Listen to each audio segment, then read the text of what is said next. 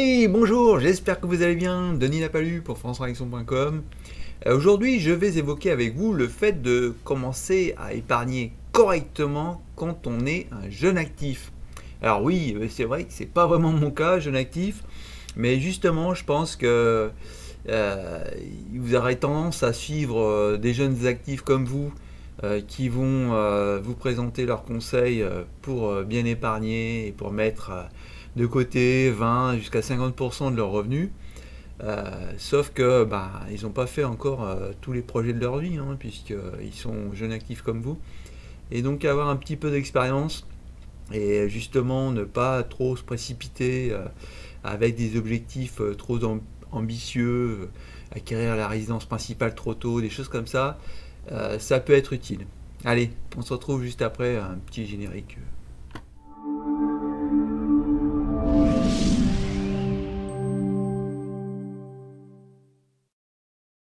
Bon voilà.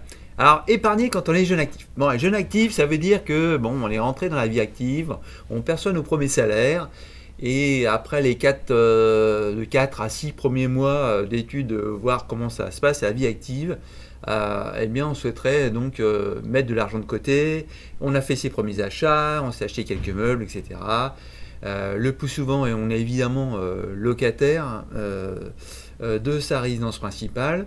Et puis on commence à s'intéresser, puisque tous les signes sont quand même largement anxiogènes, avec l'inflation, avec cette réforme de retraite, que la jeune génération n'aura rien pour la retraite, etc. Donc, je ne vais pas me baser sur ce climat anxiogène pour décrire une certaine méthode d'épargne, puisque ça n'a rien à voir en fait. Depuis que l'argent existe, il n'y a pas 36 façons d'épargner. Épargner, c'est mettre de l'argent de côté. Les Français le font essentiellement pour un cas de coup dur. Il faut changer la machine à laver, un dégât des eaux, peu importe. Même s'il y a des assurances, rassurez-vous, il va falloir de l'argent pour continuer à vivre. Tous les accidents de la vie en font partie. Et donc, épargner, c'est quoi? C'est quand on a des revenus, c'est dépenser moins que ce qu'on perçoit comme revenu. Et donc, la différence, la somme, ça s'appelle de l'épargne. Alors, l'épargne de précaution, c'est évidemment, ça c'est le coup dur en premier lieu. Donc, il faut toujours débuter par ça. Là-dessus, quel montant épargner en épargne de précaution? Donc, vous verrez de tout à peu près, ça va de 3 à 6 mois de salaire, en net mensuel. Ça dépend des conseillers. Moi, je propose, je conseillais, quand j'étais CGP, d'épargner le maximum en précaution. C'est-à-dire, on sature livret A, LDDS, on les remplit, et après, on s'intéresse à autre chose. Parce que, déjà, les taux, vous le savez sans doute, le LEP est exceptionnel, il faut absolument en profiter. Et donc, quand vous êtes jeune actif, comme le plafond de revenus pour obtenir un LEP, il date de 2 années précédentes, c'est N-2. Donc généralement, quand on commence dans la vie active, on a le droit au LEP. Et ça tombe bien, on a les revenus qui tombent. Donc il faut saturer le LEP au plafond, il faut verser jusqu'à 7 700 € pour bénéficier de ce taux qui est complètement imbattable. Et une fois qu'on a fait ça, le livret A, généralement on l'a déjà, les parents l'ont ouvert pour nous quand on était plus jeunes. Et LDDS, ça vous l'ouvrez évidemment, c'est 12 000 € supplémentaires, au même taux que le livret A. Donc on sature tout ça, et seulement après, une fois qu'on a saturé toute l'épargne réglementée, on se posera les questions: est-ce qu'il faut un PEL, un PER et toute la clique? Ok, on n'en est pas là. Donc ça sera l'objet d'une autre vidéo sur quel placement choisir. J'en parlerai quelque peu à la fin de cette vidéo, mais c'est pas vraiment le sujet. Là, c'est comment se mettre à épargner concrètement. Donc, alors évidemment, quand on commence sa vie active, quand on est au SMIC, par exemple, c'est très dur d'épargner, puisque on a des besoins quotidiens de la vie de tous les jours. Il faut se nourrir, s'habiller, se loger. Le logement prend évidemment le premier poste de dépense dans le budget. Et l'alimentation coûte cher, les factures énergétiques, on sait bien que ça a bien augmenté, Donc il faut faire des économies un peu partout, sur tous les postes, pour pouvoir ne pas être dans le rouge à la fin du mois. Donc quand on est dans le vert, donc après ça dépend des gens, hein, on peut aussi rester chez ses parents un peu plus longtemps ou avoir un salaire suffisamment important pour pouvoir épargner. Il y a beaucoup d'entre vous, en fait, en jeunes actifs, qui ont des salaires de départ élevés, hein, dès lors que vous avez un bac plus 5 avec un emploi notamment dans l'informatique. Les gens sont très très bien payés et donc peuvent épargner 50-60% de leurs revenus tous les mois sans aucun, enfin pas aucun souci. C'est toujours très dur d'épargner, hein, c'est une certaine démarche, hein, qu'il faut effectuer, hein, c'est pas si facile que ça, mais ils peuvent épargner 50-60% de leur salaire. J'ai plusieurs témoignages dans ce sens. Donc voilà. Première chose pour épargner, il faut évidemment, ça paraît basique, mais connaître ses revenus. Et souvent les gens mélangent un peu tout, ils connaissent le montant de leur salaire brut annuel, ils connaissent vaguement le montant qui est versé tous les mois sur leur compte courant par l'employeur quand ils sont salariés. Mais même si on a maintenant le prélèvement de l'impôt à la source, parfois il y a des petits écarts, puisqu'on a augmenté de salaire, des choses comme ça, et qui peuvent venir donner un petit bémol en fin d'année quand vous faites votre bilan, savoir combien vous avez épargné, puisque vous n'aviez pas bien considéré les impôts sur le revenu. Donc moi je parle toujours de mensuel réel net, donc impôt déduit. Je sais à quelle tranche marginale d'imposition je suis. Donc si par exemple vous êtes à la tranche de 30%, tout ce que vous gagnez, chaque euro supplémentaire que vous gagnez, vous en donnez 30 centimes en impôt sur le revenu, puisque vous êtes à la tranche marginale de 30%. Si vous êtes à 14%, c'est 14 centimes. Donc c'est pas compliqué, il faut le savoir. Donc quand vous avez une augmentation de 100 euros, vous savez que vous avez 30%, donc 30 euros qui partira au fisc, et donc il ne vous reste que 70 euros. Donc, une fois qu'on a déterminé donc son mensuel réel net, par exemple là j'ai pris un salaire, un revenu mensuel de 1800 euros, et puis avec des intérêts qui viennent d'un livret fiscalisé par exemple. Donc là c'est la flat tax qui s'applique, donc il ne reste plus que 8 sur les 12 perçus, il ne reste plus que 8, et puis donc voilà, j'ai bien étudié mon cas, et donc je perçois 1762 euros net fiscal mensuel. Donc je me fiche du prélèvement à la source, je sais que l'argent réel que j'ai à ma disposition, c'est ce montant-là, et voilà, et pas plus, même si sur mon compte, finalement, je veux avoir 1800 euros de versés. Ensuite, nous ne sommes pas tous égaux dans la gestion budgétaire. Évidemment, quand on est en couple ou en colocation, par exemple, dès lors qu'on partage les frais d'hébergement, enfin d'habitation, forcément on est avantagé, puisque c'est le principal poste de dépense, et même en colocation, si on est à 3 dans un 70 mètres carrés, ça va toujours revenir moins cher que de se payer son studio tout seul et en payant le loyer plein pot. D'accord. Quand on est en couple, pardon, c'est la même chose. Là, on va même un peu plus loin, puisqu'on peut partager bien d'autres frais au niveau de l'énergie, etc., que quand on est célibataire. Toutefois, la démarche, elle va rester la même. C'est-à-dire que le but du jeu, vous l'aurez bien compris, c'est de maîtriser surtout ses dépenses. Hein, puisque pour augmenter ses revenus, faut changer de boulot, il faut faire des augmentations, il faut se débrouiller, il faut faire un job à côté. Mais maîtriser ses dépenses, ça reste la clé pour épargner. Généralement, les femmes arrivent toujours mieux, je trouve, à épargner que les hommes. Les hommes, on a une maturité qui arrive un peu plus tardivement, on va dire, et on a tendance à être beaucoup plus dépensiers que les femmes, contrairement à l'idée reçue qui circule un peu dans la société. Et les jeunes hommes, on va dire avant 35 ans, ont tendance à être un peu plus flambeurs et claqueurs de leurs revenus. Et d'ailleurs, hein, si vous regardez du côté des cryptos, c'est essentiellement des hommes qui ont moins de 35 ans qui investissent sur les cryptos sans espoir forcément d'en tirer un revenu. Bon, toujours est-il que même si on est en couple, en fait, on va essayer de faire une épargne personnalisée, puisque là aussi c'est un sujet de société, hein, mais on est en couple généralement pas très longtemps. Même si on est marié, hein, je vous rappelle, le taux de divorce en Ile-de-France est 75%, c'est 50% au niveau national. Elle est sur un horizon de 7 ans, donc bon, le jour du tournage, c'est la Saint-Valentin, hein, 14 février. Sujet délicat, mais bon, il faut quand même rester les pieds sur terre, hein. Donc les budgets communs, attention, attention. Pour les dépenses communes, oui.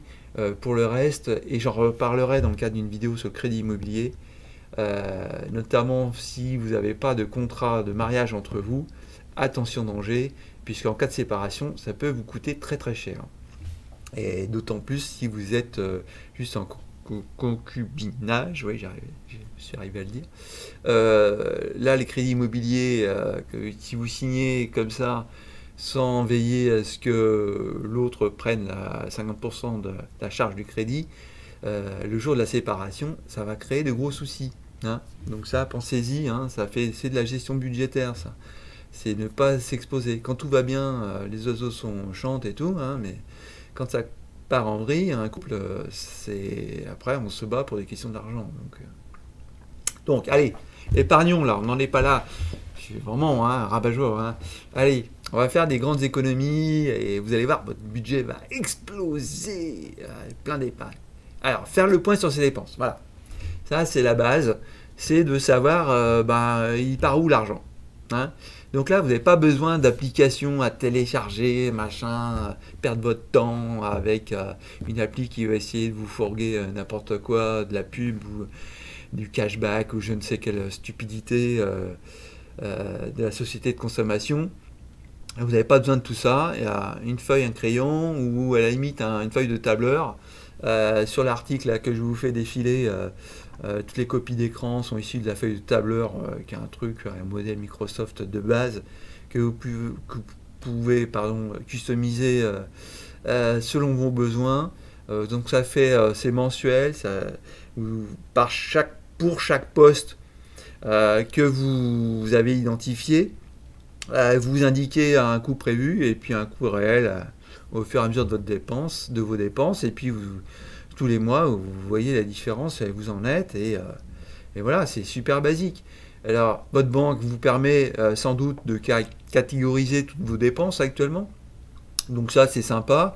Bon, par contre, il n'y a rien de mieux que les mains dans le cambouis, moi je trouve, et la plus grande des motivations, c'est de le faire vous-même et de ne pas vous laisser reposer sur un coach budgétaire ou d'autres choses comme ça. Franchement, pas besoin de ça pour gérer un budget. Gérer des budgets, ça existe depuis la nuit des temps, depuis que l'argent existe. On avait plusieurs techniques, hein. Là c'est la feuille de tableur. Avant, quand les gens fonctionnaient essentiellement en cash, ce qu'ils faisaient, et donc je l'évoque dans cet article, la stratégie des enveloppes, c'est-à-dire qu'on fait une enveloppe avec le cash à l'intérieur, et faites une enveloppe alimentation, si vous prévoyez dépenser 300 euros en frais directs alimentaires par mois, pour tirer vos 300 euros, vous mettez l'argent dans une enveloppe, et puis quand vous allez faire les courses, il n'y a pas de carte bleue avec vous, et vous payez en cash, à l'ancienne. Vous êtes sûr de ne pas faire de... Alors là, je peux vous garantir, hein, vous n'allez pas faire d'achat d'impulsion avec des pubs, des machins, des coupons, des prix réduits qui vous incitent à acheter des trucs dont vous n'avez pas forcément besoin, puisque c'est le cash qui va faire le truc. Et voilà, je reconnais, c'est l'ancienne et jeune génération, ça ne vous plaît pas. Et pourtant, évidemment, c'est ce qui marche le mieux. Donc boîte aux chaussures, c'est la même chose en fait, hein. C'est pas des enveloppes, mais c'est des boîtes à chaussures, parce que bon, c'est comme ça, la monnaie tient mieux, je sais pas, j'en sais rien. Voilà, donc évidemment moi je vais pas utiliser ça, je vais utiliser moi plusieurs comptes bancaires, donc c'est la stratégie plus moderne, on va dire, version 2023. Donc je ne retire pas tout l'argent en cash parce que bon, il y a quand même un petit risque de vol, etc. Mais par contre, je peux avoir plusieurs comptes courants et sans frais bancaires, hein, puisque maintenant les banques en ligne vous permettent d'avoir des comptes courants gratuits et sous réserve donc évidemment de les utiliser. Donc il faut faire des virements, un nombre minimal de virements à effectuer, mais bon, si vous gérez votre budget, il y a au moins un virement qui va entrer sortir sur ce compte. Donc ces banques en ligne, vous les connaissez, vous les retrouvez, il n'y a aucun souci. Et donc je ne vais pas les citer parce que je ne suis pas là pour vous fourguer des trucs. Donc voilà. Donc la technique des comptes courants, c'est ça. C'est j'ai identifié, bah, évidemment, le loyer, ça je peux le payer directement du compte courant. Par contre, le budget énergie, le budget alimentation, là, ça, ce pavé-là ne concerne que le logement. Hein.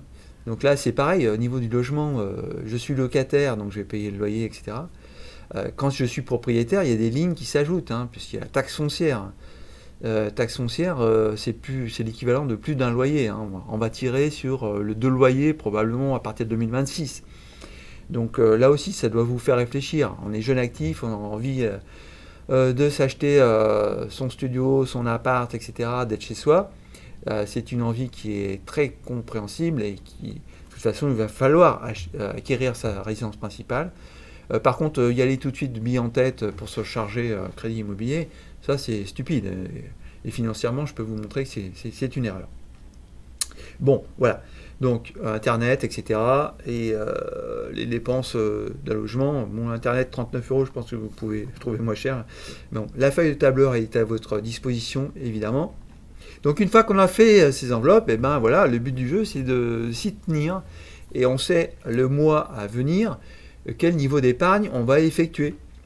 Hein, puisque dans notre jolie feuille de tableur, en fait, on aura les revenus, on a toutes les charges et les dépenses. Là, j'ai la copie d'écran que pour le logement, mais vous avez toute l'enfilade, hein, les loisirs. Hein, donc, les loisirs, il y a le resto. Donc, évidemment, on ne va pas se dire « Ah, je ne vais plus au resto, je ne fais plus rien, je ne sors plus, je ne vais plus au cinéma. Il faut que j'épargne, j'épargne, j'épargne. » Non, ça... faut pas le faire parce que du coup vous risquez de péter un câble et puis au bout d'un moment si vous vivez en couple, l'autre va vous dire bon t'es gentil là, mais moi je vis pas pour mettre de l'argent sur un compte courant et enrichir les banques, etc. Il faut vivre, hein, d'accord, donc c'est juste une question d'équilibre. Il est hors de question de vivre comme un moine, de manger des pâtes à tous les repas, les moins chers, et de se nourrir de trucs, de produits uniquement basiques. Non, il faut vivre bien. Par contre, il faut épargner sereinement. Il ne faut pas que ce soit un frein drastique à la vie, etc. Donc, sortir au restaurant, c'est toujours oui. Par contre, tu as un budget limité. Peut-être qu'il vaut mieux faire un restaurant, un bon truc, un truc qui fait vraiment plaisir, de qualité, etc., que de faire 3 restaurants, vous allez regarder les prix, le menu, le machin, et ça va être moyen, de toute façon vous allez être moyennement déçu, etc. Les soirées, pareil, on fait des soirées, on va pas dépenser un cocktail qui n'est pas forcément super bon à 15 balles, ça sert à rien, prendre un truc peut-être plus léger, enfin bon, vous voyez bien, voilà, l'idée. Donc l'idée là, c'est qu'on sait l'objectif. C'est important, c'est d'avoir un objectif. Je sais que je gagne 1800 € par mois. Je me suis fixé d'épargner 30% de mes revenus sur mon budget ce mois-ci, parce que je n'ai pas planifié de budget vacances, parce qu'il n'y a pas de truc qui m'arrive dessus. Il faut que je m'y tienne. Et quand on a un objectif précis, c'est facile de s'y tenir.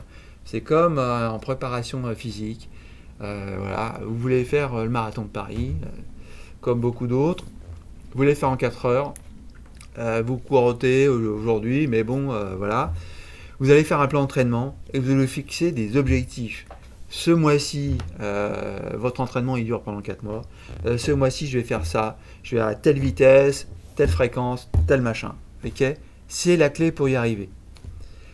Et vous aurez une satisfaction énorme quand vous aurez respecté votre plan d'entraînement et vous serez arrivé à votre marathon que ce soit 3h55 ou 4h05, globalement, on va dire, on n'est pas loin. La satisfaction du devoir accompli, quoi. Voilà, vous avez fait des efforts et vous y êtes parvenu. Épargner, c'est la même chose. J'ai mon objectif. Je sais que ce mois-ci, il a un objectif très ambitieux, hein. Épargner 53% de ses revenus, chapeau, hein. C'est pas facile. Épargner 939 euros, mais pourtant, il y a des gens qui le font. Voilà. Et ben, quand vous allez y arriver, une grande satisfaction et de voir grossir votre épargne au fil des mois, hein, parce que là, ça représente quand même 11 000 euros, hein, plus de 10 000 euros d'épargner en une année complète. C'est joli. Et donc ça va vous entraîner à perdurer, à épargner, etc. Sans tomber dans le côté obscur de l'avarice absolue. Je ne veux rien dépenser, ça je fais pas, ça coûte trop cher, ça j'ai supprimé ça, etc. Bon, il faut vivre, hein. Vous vivez entre guillemets les meilleures années de votre vie, hein, actuellement. Donc il faut faire des choses, hein, sortir en vélo, vous pouvez avoir des loisirs, etc. Il faut bouger, hein. Voilà. Après, où placer son épargne? Bon, voilà. Et vous pouvez regarder, en fait, hein, je sais que moi je suis âgé, etc. Je vous inspire peut-être pas le meilleur des confiances pour suivre tout ça, mais je vous invite, hein, si vous êtes un jeune actif, j'ai d'expérience et je peux vous garantir que si vous avez un plan, que vous preniez la feuille Excel, votre appli de coach machin budgétaire ou n'importe quoi d'autre, si vous avez un plan, vous suivez, vous aurez une grande satisfaction et vous allez y arriver. Ok? Il faut juste que votre objectif soit atteignable. Vous gagnez le SMIC et vous voulez épargner 50% de votre revenu, bah non, c'est juste pas jouable. Il faut déjà changer de boulot, il faut gagner plus, il faut voilà, hein. Ou alors vous vivez encore chez vos parents, mais bon, il faut les aider financièrement, etc. Mais voilà, un objectif atteignable, hein. Dès lors qu'on dépasse les 1600, 1700 euros, on peut facilement épargner 20-30%, alors pas facilement, je retire le mot facilement, mais on peut épargner 20-30% de son salaire sans changer drastiquement de vie, sans devenir un moine, etc. Voilà. Et donc après pour les placements, j'en fais quoi de mon épargne? Bon, je vous l'ai déjà dit en introduction, tant que vous n'avez pas saturé l'épargne réglementée, qui est complètement garantie par l'État, le LEP, le livret A LD2S, vous n'avez pas de questions à vous poser. C'est même pas la peine d'entendre parler d'assurance vie, de PER, etc. Ça viendra après. D'accord? Il faut déjà mettre tout cet argent de côté pour en fait l'épargne de précaution. Une fois qu'on a saturé ça fait pas non plus, c'est pas énorme, hein, vous allez arriver à 34 000, 35 000 euros. Après, vous pouvez vous poser la question et effectivement commencer à prendre des risques. Mais rassurez-vous, si autour de vous, vous avez des gens qui vous disent « Ah, j'ai gagné 40% en un mois avec le Bitcoin, etc. » Rappelez-vous que ça, c'est quand c'est des mois qui vont bien. Le mois, où il va perdre 30%, et perdre 30%, ça coûte bien plus que gagner 40%. Vous ferez vos calculs, vous verrez, vous allez vite comprendre. Le jour où ça va dévisser de 30%, il ne va pas venir vers vous en disant ah super, j'ai perdu 30% de la valeur de mon épargne actuellement. Ok? Et juste un truc, hein, regardez sur les placements risqués, la proportion des gens qui perdent de l'argent, ça flirte toujours à 80%. D'accord? Donc les gens qui vous disent vous allez gagner plus en prenant des risques, ok, 80% des gens qui investissent en prenant des risques perdent du fric. Donc effectivement, il y en a 20% qui se débrouillent bien, qui suivent ça de près, et c'est un vrai job à temps plein, et qui ne se laissent pas harponner, sinon les autres perdent de l'argent.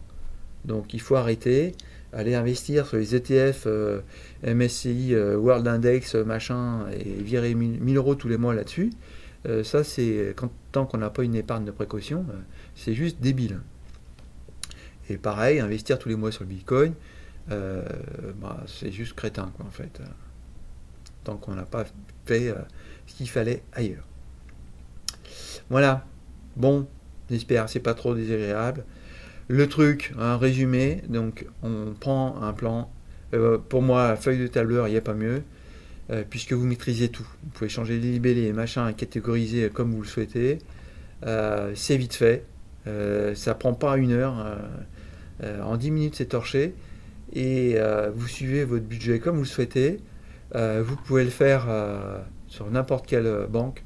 Vous pouvez coller des petites étiquettes, même si vous êtes près d'une banque, un réseau préhistorique, ça marche très très bien. Voilà. En tous les cas, je vous souhaite de bien réussir